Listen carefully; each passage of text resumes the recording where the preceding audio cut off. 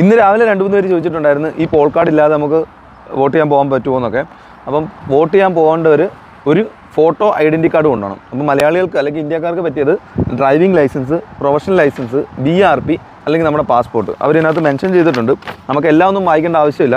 കാര്യം ബാക്കി UK സിറ്റിസൺസും Europe സിറ്റിസൺസിൻ്റെ ഒക്കെ കൊടുത്തേക്കുന്നത്. അപ്പം ഇന്ത്യക്കാർക്ക് പറ്റിയ ഇത് 4 എണ്ണമാണ്. ഈ പോൾ കാർഡ് മസ്റ്റായിട്ട് കൊണ്ടുപോകണം. പോൾ കാർഡിനകത്ത് നമ്മുടെ നമ്പർ കൊടുത്തിട്ടുണ്ട്, ഇലക്ട്രൽ രജിസ്ട്രേഷൻ നമ്പർ കൊടുത്തിട്ടുണ്ട്. ഇത് അവരെ കാണിക്കുന്നത് ഈ നമ്പർ വെച്ചിട്ടാണ്, പിന്നെ നമ്മുടെ ID വെച്ചിട്ടാണ് നമ്മൾ കണ്ടുപിടിക്കുന്നത്.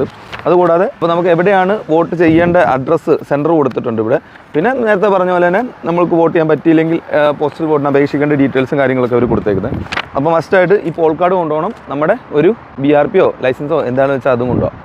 എല്ലാവർക്കും ഇതുപോലെ പോൾ കാർഡ് വരണമെന്നില്ല. ചിലരുടെ പഴയ അഡ്രസ്സിലായിരിക്കും കിടക്കുന്നത്. കാര്യം അഡ്രസ്സ് അപ്ഡേറ്റ് ചെയ്തില്ലെങ്കിൽ ചിലർക്ക് ഇത് മെയിലായിട്ട് വരും. മെയിലായിട്ട് വന്നിട്ടില്ലെങ്കിൽ നിങ്ങളുടെ പഴയ വീട്ടിൽ പോയി നോക്കണം ഇതുപോലെ പോൾ കാർഡ് വന്നിട്ടുണ്ടോ. ചിലപ്പോൾ പഴയ അഡ്രസ്സിലായിരിക്കും, അവിടെ ആയിരിക്കും സെൻറ്റർ കൊടുത്തിരിക്കുന്നത്. അപ്പോൾ നമ്മൾ എപ്പോൾ വീട്